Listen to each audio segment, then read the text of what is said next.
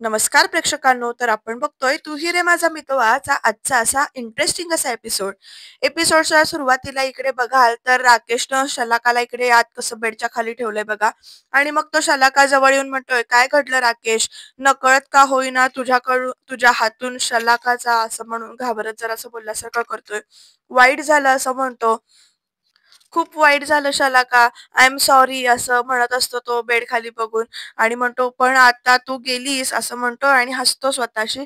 आणि म्हणतो, म्हणजेच माझ्या आणि इंदोरी जिलबी बदला एक अडथळा दूर झाला कायमचा असं तो म्हणतो इकडे आणि हसतो स्वतःशीच, कायमचा दूर झाला असं समजून. आणि कसं त्याने झोपवून ठेवलंय बघा बेड खाली. पण नंतर म्हणतो तो, आता तू इथेच आराम कर, मी आलो माझ्या इंदोरी सोबत, ईश्वरी सोबत जाऊन तुला शोधून येतो असं म्हणून म्हणतो. आणि एक असा निश्वास सोडतो सुटकेचा आणि पटकन ना बाहेर जातो. काय दाखवलाय हा प्रेक्षकांनो, डेंजरच आहे माणूस. ईश्वरी समोर याचं रूप आता उघडकीस यायची वेळ जवळ आलेली आहे असं म्हणायला हरकत नाही. बघूया पुढे काय काय होतंय ते, आणि शलाका त्यांना सापडते का, राकेश अजून नवीन काय नाटक करतोय ते, हे बघण्यासाठी तुम्ही चॅनलला सबस्क्राईब करून ठेवा. तर प्रेक्षकांनो, आता अर्णव काय करतोय ते आपण बघूया. तर प्रेक्षकांनो, अर्णव इथे रूममध्ये फेऱ्या मारतोय आणि तो आपल्याच विचारात हरवलाय बरं का. आणि त्याला आठवतंय ते सगळं, की नम्रताने त्याला कसं सांगितलं असतं की मी ट्राय करते सगळं, पण नेटवर्क इश्यू असेल, फोन लागत नाहीये, तर ठीक आहे म्हणून अर्णव तिकडनं निघून जात असतो. आणि मग त्याच्यानंतर ते सगळं त्याच्या डोक्यात विचार चालू आहे आणि तो नंतर म्हणतो की आणखीन थोडा वेळ थांबलो असतो तर कदाचित मिस इंदोर भेटली असती, मला आमची भेट झाली असती, असा त्याच्या डोक्यात विचार करतोय. आणि परत स्वतःशीच म्हणतो, नाही भेटली तर काय प्रॉब्लेम आहे नेमका, उद्या भेटेल की ती ऑफिसमध्ये, असा सगळा स्वतःशीच तो विचार करतोय. एवढं काय त्यात असं त्याचं चाललंय. आणि मग परत तो काहीतरी विचार करत फेऱ्या मारतोय. बिचारायला चैन पडत नाहीये बरं का, की ईश्वरीची भेट नाही झालेली म्हणून. आणि असा फेऱ्या मारता मारता त्याला एकदम वाटतं की आपण आता तिच्याशी बोलू शकतो का, फोन लावू का, असा त्याच्या मनामध्ये विचार येतोय. आणि प्रेक्षकांनो, तिकडे स्क्रीनवर लॅपटॉपच्या ईश्वरीचा फोटो अजूनही सुरू आहे बरं का. तो पुढे विचार करतो, घरी आली असेल का आता ती, असं म्हणून त्याच्या डोक्यात विचार चालू आहे. काय वाटतं प्रेक्षकांनो, ईश्वरी घरी आली असेल का? फोन करून विचारतो असं म्हणून फोन घेतलेला आहे फायनली. मगाशपर्यंतचा विचार चालू होता, पण आता तो फोन घेतो आणि फोन करतो ईश्वरीला. फोन तरी उचलेल काय ईश्वरी, बघूया आता पुढे काय होते ते. तर ईश्वरी ना इकडे आली आहे शोधत शलाकाला. आणि ती शलाकाताई, मंजूताई अशा हाका मारते. तेवढ्यात राकेशचं लक्ष जातं त्या तिथे कुलपाकडे. तर ईश्वरी जोरात हाका मारत असे, शलाकाताई मंजूताई म्हणून. आणि तोपर्यंत राकेश म्हणतो, ईश्वरी अहो कुलूप आहे घराला. तर आता असं म्हणून विचारते. तर राकेश म्हणतो, मला काही कळत नाहीये. तोपर्यंत आता इकडे ना काहीतरी फोनवर इकडे हा काहीतरी करतोय, राकेशचा फोन हातात आहे, तिकडे काहीतरी करतोय. आणि ईश्वरीने आपल्याच विचारात आहे इकडे. तर अर्णवचा आपण इकडे फोन लावायचा प्रयत्न करतोय तर लागत नाही. आता काय करायचं असं चाललंय, आपण सगळीकडे शोधलं असं चाललंय या दोघांचं. पण तोपर्यंत आता हिचा फोन लागलाय फायनली अर्णवचा. आणि त्यामुळे ईश्वरी फोन घेत बाहेर आलेली आहे राकेशपासून बाजूला. आणि अर्णव म्हणजे कसा करतोय बघा, हॅलो, म्हणजे त्याला चुकून लागला असं प्रिपेअर करायचं होतं, पण ठीक आहे. तर ईश्वरी म्हणते, हॅलो, हा सर बोला ना. तर अर्णव विचारतो, बाहेर आहेस का कुठे तू? तर लगेच इतक्या रात्री असं विचारतो पुढे. आणि मग म्हणते, एकटीच आहेस की कोण आहे का बरोबर? तर ईश्वरी सांगते, नाही, आमच्या शेजारी ते राकेश जे आहेत ना त्यांच्या बरोबर बाहेर आली आहे मी. आणि इकडे अर्णवचा चेहरा बघा कसा झालाय प्रेक्षकांनो राकेशचं नाव ऐकल्यानंतर. आणि मग त्याच्यानंतर ईश्वरी पुढे सांगत असते, त्या शलाका जी आहेत ना असं म्हणून बोलायचा प्रयत्न करत असते. त्यांना अर्णवने ऐकलं असतं तर बरं झालं असतं. अर्णव काही ऐकत नाही आणि ओके ठीक आहे, नो प्रॉब्लेम असं म्हणतो आणि फोन तिकडनं ठेवून देतो. आणि म्हणतो, एक काम होतं माझं तिकडनं, मी उद्या बोलीन ऑफिसमध्ये. आणि मग अर्णवला आठवतंय की आत्या कशी म्हणाली होती की राकेशजी म्हणून सद्गृहस्थ आहेत, काही लोक फक्त पैशाने श्रीमंत असतात पण हा मनाने श्रीमंत आहे वगैरे, सज्जन माणूस आहे असं सांगितलेलं असतात त्याने. आणि मग अर्णव इकडे विचार करतोय, कोण असेल हा राकेश असं म्हणून. बहुतेक आता अर्णवच शोधून काढेल असं वाटतंय. तुम्हाला काय वाटतं ते कमेंटमध्ये नक्की सांगा. मग ईश्वरीच्या एक वेळ फोटोकडे अर्णव इकडे बघतो. आणि आता बघू पुढे काय होतंय. तर राकेश मुद्दामून इथे येऊन विचारतो ईश्वरीला की शलाकाताईंचा फोन होता का? तर लगेच अर्णव सरांचा फोन होता असं ईश्वरी सांगते. आणि मग राकेश म्हणतो, अच्छा. आणि मग पुढे म्हणतो, मी काय म्हणतो ईश्वरीजी, खूप ठिकाणी शोधून झाले आपलं तुमचं म्हणजे शलाकाताईंना. तर ईश्वरी म्हणते, हो ना, कुठे निघून गेल्यात कळतच नाहीये. तर राकेश म्हणतो, हो, इतकी मोठी मुंबई आहे, कुठे शोधणार आहे आपण त्यांना, असं सगळं चालू आहे. तर ईश्वरी म्हणते, राकेशजी, मला काय वाटतं आपण पोलिसात जाऊया का? तर लगेच राकेश म्हणतो, पोलिसात असं? आणि मग स्वतःच म्हणतो, नाही, नको, आपल्याला अजून थोडा वेळ त्यांची वाट बघावीच लागेल. कारण कसं आहे 24 तास झाल्याशिवाय पोलीस मिसिंग कंप्लेंट फाईल करून घेत नाहीत. त्यामुळे आपण आता पोलिसात जाऊ शकत नाही आणि मग ईश्वरी असं एकदम हुश करते. तर राकेश म्हणतो, की मी काय म्हणतो, की त्यापेक्षा तुम्ही शलाकाताईंना फोन करून बघता का? तर ईश्वरी आता फोन करायला घेतेय बरं का प्रेक्षकांनो. आणि तेवढ्यामध्ये ना तिच्या फोनवर एक मेसेज आलेला दिसतोय. तर ईश्वरी सांगते शलाकाताईंचा मेसेज आहे. लगेच राकेश विचारतो काय सांगताय? तर ईश्वरी म्हणते मी अर्णव सरांशी बोलत होते ना त्यामुळे मेसेज तो नाही ऐकू आला.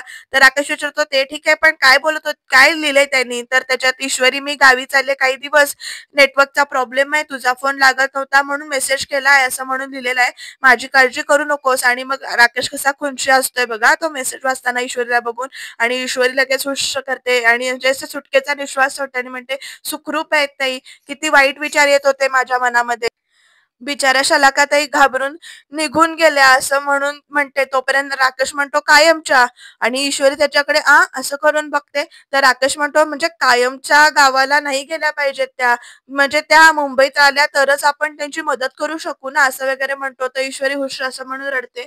आणि मग प्रेक्षकांनो खूप घाबरले होते हो मी असं ईश्वरी म्हणते. आणि राकेश कसा बघतोय बघा तिच्याकडे आणि हळूच तिच्या खांद्यावर हात ठेवायचा प्रयत्न करतोय आणि म्हणतो ईश्वरीजी तुम्ही प्लीज रडू नका. तर ईश्वरीना त्याचा हात लावून घेत नाही बरं का. आपण निघूया असं म्हणून सांगतो. उशीर झाला असं म्हणून ईश्वरी सांगते.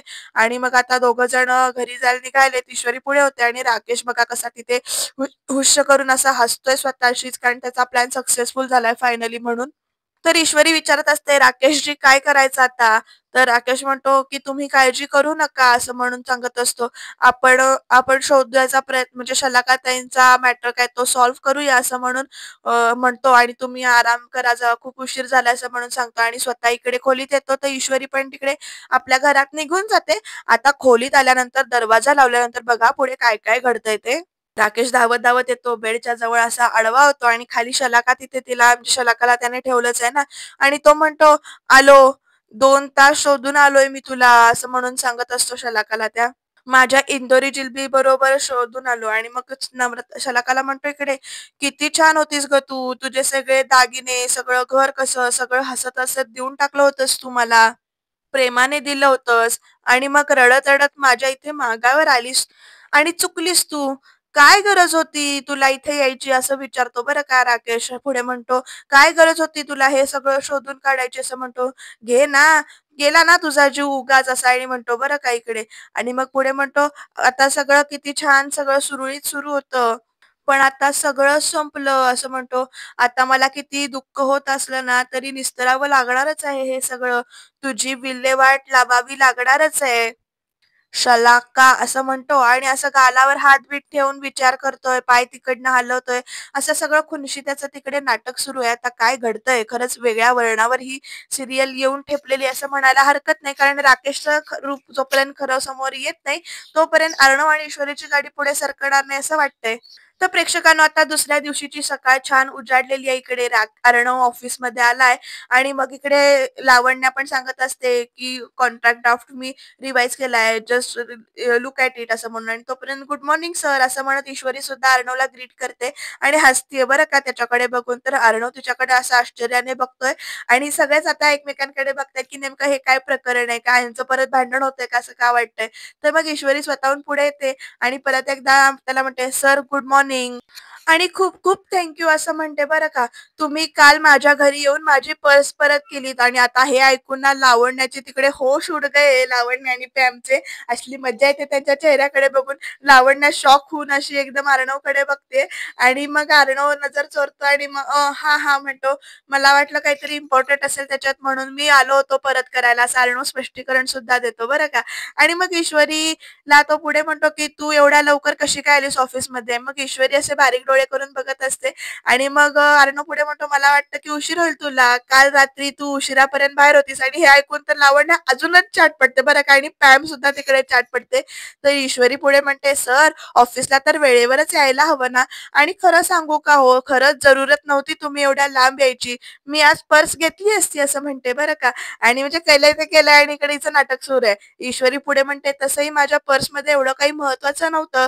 कसं आहे हल्ली सगळी पेमेंट मोमेंट्स ही मोबाईलनेच होतात ना, त्यामुळे पर्स नसली तर काही अडत नाही. पण तरीही खरंच थँक यू असं म्हणते आणि लावण्या बघा कशी बघते बरं का. आणि मग ईश्वरी पुढे म्हणते आणि सॉरी सुद्धा, तुम्ही एवढ्या रात्री एवढ्या लांब माझ्या घरी आलात आणि आपली भेटच नाही होऊ शकली असं म्हणते आणि त्याच्याबद्दल सॉरी म्हणते परत एकदा. आणि अर्णव लगेच असं गप्प बसतो आणि मग आता पुढे पण सर असं म्हणेपर्यंत अर्णव पुढे जातो. पण प्रेक्षकांनो ईश्वरी त्याला थांबवते आणि प्रश्न विचारते, की "सर, काल तुम्ही फोन का केला होतात? म्हणजे काल रात्री तुम्ही फोन का केला होतात?" असा प्रश्न विचारल्यानंतर तर इकडे लावण्या ते अजून डबल शॉक मोमेंटमध्ये गेले. करूनच बघते आणि पॅम सुद्धा तशीच बघते बरं का अशी ईश्वरीकडे आणि अर्णवकडे. काही कळतच नाहीये. तोपर्यंत अर्णव काय सांगतो बघा, "एका डिझाईनबद्दल डाऊट होता म्हणून पण क्लिअर झाला म्हणून मी कॉल केला होता." आणि मग पुढे म्हणतो, की "बट आय गेस मी चुकीच्या वेळी फोन केला." असं आणि म्हणतो का बरं अर्णव. त्याला वाटतं, की दोघं कुठेतरी फिरायला गेली होती कारण त्याने सगळं ऐकूनच घेतलेलं नसतं. त्यामुळे तर ईश्वरी अशी संशयाने बघत असते त्याच्याकडे. तर लावण्या सुद्धा म्हणते आणि मग तेवढ्यात म्हणते, "तू मला कॉल करू शकला असतास AR" असं आणि म्हणते बरं का. म्हणजे जळते बघा आणि अर्णव तिकडनं निघून जातो. तर ईश्वरी ना त्याच्याकडे बघतच उभी राहते. आता लावण्या ईश्वरीच्या पुढे येते आणि म्हणते, "व्हॉट्स गोइंग ऑन? काय चाललंय?" असं विचारते बरं का. आणि म्हणते, "काय चाललंय हे सगळं?" असं परत एकदा विचारते. तर ईश्वरी आता हसते, गोड म्हणते आणि म्हणते, "मला सगळं समजलं ना, की सगळं सांगेन तुम्हाला." असं म्हणते बरं का. आणि पॅम पण बघा कशी बघते. तर ईश्वरी पुढे म्हणते, "मला असं वाटतं अर्णव सरांनी जे काही केलं ना, त्याला इन्सानियत असं म्हणतात, माणुसकी असं म्हणतात बरं का." असं सांगते आणि ईश्वरीचा ना हात लावण्या अशी रागाने पकडते आणि ईश्वरी काय करते बघा पुढे आता, ती अशी रागाने बघते बरं का लावण्याकडे पण. कारण उगीचच लावण्य आडवी जाते तिला. आणि मग लावण्या पुढे म्हणते, "तू जे काही करतेस त्याला काय म्हणतात हां?" असं म्हणते. "मुद्दाम एअरच्या जवळ जाण्यात सगळं करतेस ना, जवळ जाण्यासाठी?" असं विचारते लावण्या. आणि मग त्याच्यानंतर ईश्वरी आता लावण्याला काय उत्तर देणार प्रेक्षकांनो? तर ती म्हणते, "मी या ऑफिसमध्ये एकच गोष्ट मुद्दामून करते." असं म्हणते आणि पुढे म्हणते, "माझं काम." असं उत्तर देते. आणि मग लावण्य लगेच "हू, हू" असं करते तोंड. ईश्वरी पुढे म्हणते, "बाकी तुम्हाला काय विचार करत बसायचा आहे, तो तुम्ही करत बसा." आणि प्रेक्षकांनो लावण्याचा हात पुढे घेते ईश्वरी आणि लावण्या काय करते, लावण्याच्या हाताची ना दुसरी मूठ दुसरं बोट असं दुमडते. पहिलं एक आणि दुसरं एक आणि म्हणते, "अजून एक गलती. दुसरं बोट दुमडलं गेलंय तुमचं." असं म्हणून सांगते. आणि मग लावण्याला तो प्रसंग आठवतोय, की एका गलतीसाठी एक बोट दुमडलं. जेव्हा दोन्ही हाताच्या मुठी झाकल्या जातील ना, त्या दिवशी तुमच्या पापाचा घडा भरला असेल, असं लावण्याला ईश्वरीने धमकी दिलेली असते. पाडव्याच्या दिवशी ते सगळं आठवतंय आणि मग ईश्वरी हळूच विचारते लावण्याला, "समजला ना याचा अर्थ काय आहे तो?" आणि मग लावण्य आपला हात जो काही आहे, तो ईश्वरीच्या हातातून काढून घेते आणि ईश्वरी पुढे म्हणते, की "तुम्ही तेवढ्या हुशार आहातच. तुम्हाला कळलं असेलच काही अर्थ आहे तो याचा." असं म्हणून आणि "समझने वाले को इशारा काफी होता है." असं म्हणते बरं का इकडे. आणि स्वतःशीच असं म्हणून तिला जरब देते. लावण्य पुढे काहीतरी असं बोट दाखवून बोलायला जाणार, पण ती काहीच बोलू शकत नाही आणि रागाने ताड ताड ताड ताड ताड ताड करत आपल्या केबिन मध्ये निघून जाते. तर प्रेक्षकांनो राकेश आता रूम मध्ये येरझाऱ्या घालतोय, कसल्या तरी विचारात आहे तो आणि त्याचं लक्ष जाते कपाटाकडे. तर तो कपाट उघडतो. प्रेक्षकांनो शलाकाला आता राकेशने कपाटामध्ये ठेवलंय बरं का, कसं बसवून ठेवलंय बघा, त्याच्या अंगावर कापड वगैरे घालून कसं ठेवलंय असं. आणि ती शलाकाशी बसलेली बघून भीतीच वाटली 2 मिनिटं. कसं हा माणूस इथे राहत असेल देव जाणे. आणि कसा बघतोय बघा राकेश त्या शलाकाकडे आणि स्वतःशीच इथे खुनशी हसतोय. आणि तो पुढे काय म्हणतोय बघतो, "लवकरात लवकर तुझी विल्हेवाट लावावी लागणारच आहे." असं म्हणतो तो पुढे सारखं तेच वाक्य. कारण दिवसा ढवळ्या नाही काय करता येणार, पण रात्री मात्र काहीतरी करावं लागेल मला असं म्हणतो तो पुढे. आणि मग प्रेक्षकांनो ते परत कापड तिच्या चेहऱ्यावर घालतो आणि तोपर्यंत ना दारावर टकटक आवाज येतो म्हणून आणि भीती वाटते त्याला, की आता कोण आला असेल दाराच्या बाहेर, कोण आला असेल हा विचार करतो तो. आणि मग शलाकाला तिथे जिथे ठेवलंय कपाटात, ते कपाटाचं दार असं लावतो. एकदा कपाटाकडे बघतो, एकदा बाहेर बघतो. कारण लवकर जर दार उघडलं नाही तर घरात म्हणजे कालच्यासारखा गोंधळ होण्याची शक्यता असं वाटतं त्याला, कारण ईश्वरीने सगळी लोक गोळा केलेली असतात. आणि मग आता प्रेक्षकांनो दरवाजावर जातो तो आणि कोण आहे असं विचारतो.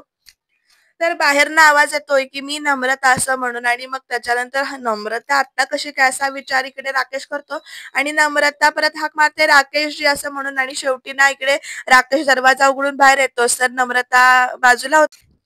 नम्रताजी काय झालं असं विचारतो राकेश. तर लगेच नम्रता म्हणते नाश्ता घेऊन आले होते तुमच्यासाठी. राकेश म्हणतो याची काय गरज होती याची. तर नम्रता म्हणते अहो आत्या म्हणाली की तुम्हाला आमच्याकडचे पोहे खूप आवडतात म्हणून मी घेऊन आले आणि म्हणून तिने पाठवलेत. हे घ्या खाऊन घ्या गरम गरम आहेत असं म्हणून पोह्याचा बाऊल हातात देते नम्रता त्याच्या आणि म्हणते राकेशजी तुम्हाला कामावर जायचं असेल ना. तर राकेश तिला सांगतो की नाही आज जरा कणकण वाटते आणि त्यामुळे मी घरातच विश्रांती घेईन घरातच आराम करेन. तर लगेच नम्रता म्हणते हे भगवान तुम्ही एक काम करा तुम्ही बसा मी तुम्हाला पटकन औषध घेऊन येते. तर राकेश म्हणतो अहो नाही नाही नम्रताजी नाही नको म्हणजे थांबा अहो म्हणजे मी माझ्याकडे आहे घेतलंय मी औषध ऑलरेडी असं म्हणून सांगतो. तर नम्रता विचारते नक्की ना. तर राकेश म्हणतो हो. तर नम्रता म्हणते काही लागलं तर सांगा. तर राकेश म्हणतो नाही ठीक आहे मी खाऊन जरासं पडतो आता थोडा वेळ आराम करतो असं म्हणतो आणि आतमध्ये निघून जातो. नम्रता सुद्धा तिकडनं निघून जाते आणि राकेश बघा आत गेल्यानंतर नवीन नवीन नाटक करत कसा खातोय तो. तो आत येतो डायरेक्ट पोह्याचा बाऊल तिथे ठेवतो आणि मग कपाटाजवळ येतो आणि कपाटाजवळ येऊन ना शलाकाशी बोलायचं ना तसं नाटक करतो बघा. आधी दरवाजा लावून हुश करून देतो आणि मग त्याचं लक्ष पोह्यांकडे जातं.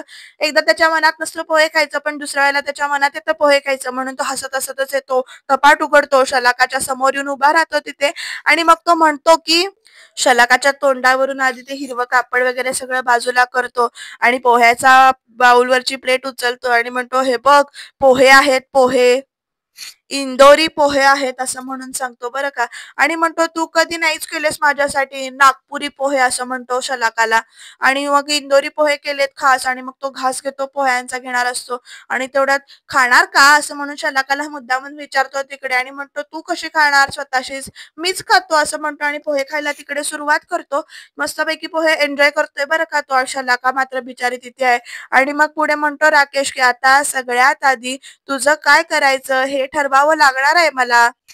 कारण कसं आहे बायको वास यायला लागल्यावर म्हणजे प्रकरण चिघळेल लोकांना कळेल असं वगैरे सगळं तो मनात म्हणतो. त्यामुळे आज रात्रीच तुला गायब करावं लागेल मला असं म्हणतो. तेही कोणाच्याही नकळत करावं लागेल हे सगळं आणि पोहे खात खातच त्याचं हे सगळं डिस्कशन सुरू आहे स्वतःशीच आणि मग तो म्हणतो तू झोप आरामात इथे असं म्हणतो.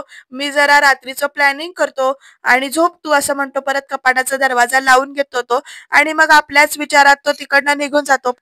ईश्वरीला समजेल का प्रेक्षकांनो की शलाकाला इथे कपाटातच ठेवलंय आणि हे सगळं राकेशनं केलंय ते. तर इकडे लावण्याचं काय चाललंय बघूया. ऑफिसमध्ये लावण्य चिडलीये स्वतःवरच भरपूर. ती पर्स विसरली म्हणून ती परत करायला तिच्या घरी जातो तिला फोन करतो असं सगळं चाललंय. सीईओ असून हा असा का वागतोय हा. तोपर्यंत पॅम पण आहे बरं का तिच्या जवळ आणि कोण कुणाचा पीए तेच कळत नाहीये मला असं लावण्या म्हणते आणि हुश असं म्हणजे रागवतो. तर पॅम म्हणते फ्रँकली हे काहीतरी. तर लगेच लावण्या म्हणते ए नाही नाही नाही मी हे असं काही होऊच देणार नाही असं म्हणून लावण्या पॅमवर ओरडते. आता तिथे केबिन मध्ये ना अर्णवची एंट्री झाली. लावण्य असं म्हणत येतो तर पॅम तिकडनं निघून जाते. आता बघूया पुढे काय अर्णव आणि लावण्याचं बोलणं होतंय. तर अर्णव लगेच विचारायला चालू करतो लावण्या व्हॉट इज दिस. लावण्या विचारते काय झालं. तर अर्णव म्हणतो हे कॉन्ट्रॅक्ट आपल्या कंपनीसाठी किती महत्वाचं आहे हे माहिती आहे ना तुला असं म्हणून चेक नाही केलास तू तो ड्राफ्ट. तर लावण्या म्हणते ऑफकोर्स केला होता. तर अर्णव सांगतो 12 मिस्टेक्स आहेत त्यात. किती 12 मिस्टेक्स आहेत. तर लावण्या लगेच शॉकून बघते त्याच्याकडे आणि अर्णव रागानेच बघतोय बरं का लावण्याकडे.